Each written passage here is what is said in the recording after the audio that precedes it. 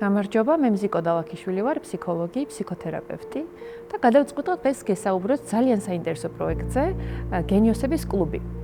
მოგეხსენებათ, ჩვენს გარშემო ძალიან ბევრი საინტერესო ბავშვია. ვფიქრობ, რომ ყველა ბავშვი თავისებურად საინტერესოა.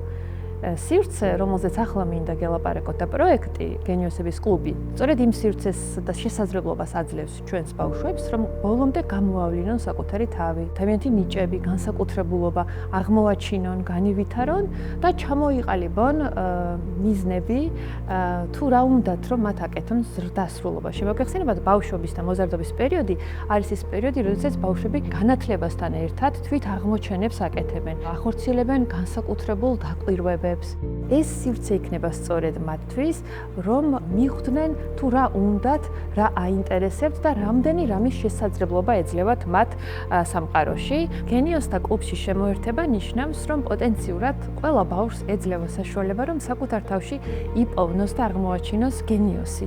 პროექტის განსაკუთრებულობა მდგომარეობს არა მხოლოდ თეორიული ცოდნის მიღებაში, არამედ პრაქტიკულად გახორციელებაში იმისა, თუ რაც აინტერესებთ ჩვენ ბავშვებს. ბავშვის განვითარების ყოველი ეტაპი არის ძალიან მნიშვნელოვანი, თუმცა 7-დან 14 წლამდე ხდება ისეთი ინტერესების აღმოჩენა და სამყაროს იმგვარად შესწავლა, სადაც ბავშვებს გარემოდან ნამდვილად ესაჭიროებათ ვიტყოდი ბიძგი, რომ მათი ინტერესი, მათი შესაძლებლობა გახდეს ხელშეწყობილი, ხომ? შეიძლება ბავშვი ნიჭიერი აქვს ზღვა ინტერესები, მაგრამ გარემოება არ უწყობს ხელს, რომ მან საკუთარი ნიჭის და უნარების გამოვლინება შეძლოს.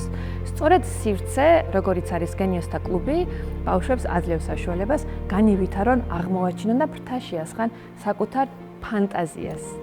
უნარებს, შესაძლებლობებს, განივითარონ ანალიტიკური აზროვნება, იყვნენ ბეტად შემოქმედებითები და მიაგნონ იმ ნამდვილ შინაგან სწრაფვას, რაც მათში არის. გარემო ამით ხელს შეუწყობს, რომ მათი ეს უნარების სურვილები და მიზნები გახორციელდეს.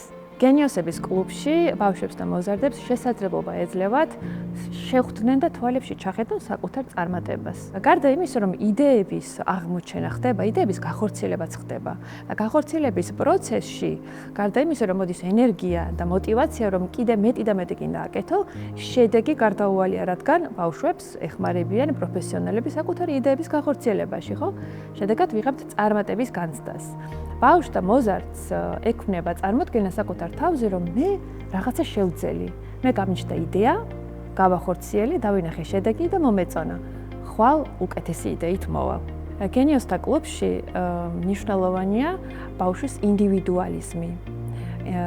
ინდივიდუალიზმის წინ წამოწევა, რაც განსაკუთრებულს ხდის თითოეული ბავშვის იდეას გახდეს მიზანი და მივიდეს შედეგამდე. თუმცა ასევე ძალიან მნიშვნელოვანია გუნდური მუშაობა, თანამშრომლობა და თუნდაც ერთ საკითხზე სხვადასხვა ადამიანის ჩართულობა საბოლოო შედეგისთვის. ამიტომაც გენიოსთა კლუბში ბავშვებს და მოზარდებს ეძლევათ შესაძლებლობა გუნდურად იმუშაონ და განახორციელონ საერთო პროექტები.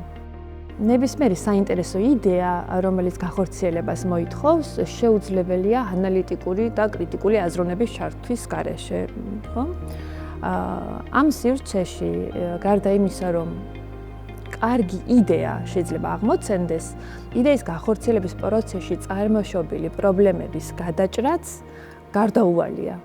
შესაბამისად, ბავშვები სწავლობენ პროცესითვე პრობლემებთან გამკლავების სხვადასხვა გზებს, საკუთარივე აზროვნების, ანალიზის და ფიქრის საფუძველზე. დღევანდელ დღეს ხშირად მოგვისმენია, რომ ვწუხვართ და განვიცდით, რომ დღევანდელი ბავშვები ძალიან დიდ დროს ატარებენ ტექნიკასთან, თამაშობენ, ერთობიან, არაცოცხალი ურთიერთობებით, არამედ ტექნიკასთან ურთიერთობით. კლუბი საშუალებას იძლევა, რომ გავიაზროთ, რომ ტექნიკასთან ურთიერთობა შეიძლება შემოქმედებითიც იყოს. ბავშვებს ეძლევათ შესაძლებლობა იურთიერთობონ ტექნიკასთან სწორად. მათ თავად შექმნან საინტერესო შესაძლებლობები, რაც მათ განვითარებას, პროფესიულ აზროვნებას შეუწყობს ხელს სამომავლოდ. ტექნიკასთან ურთიერთობა არ არის მხოლოდ გართობა, ეს შეიძლება იყოს მომავლის პროფესიაც. შემოვერთით სქილვილისა და სტიმითის გენიოსების კლუბს. 25 იანვარს, როგორც მშობლებს, ისევე ბავშვებს, შეგიძლიათ მოგზანდეთ და შემოვერთდეთ გენიოსების კლუბის ღია გაკვეთილს, სადაც თავად გამოცდით იმას, რაზეც ახლა გესაუბრეთ.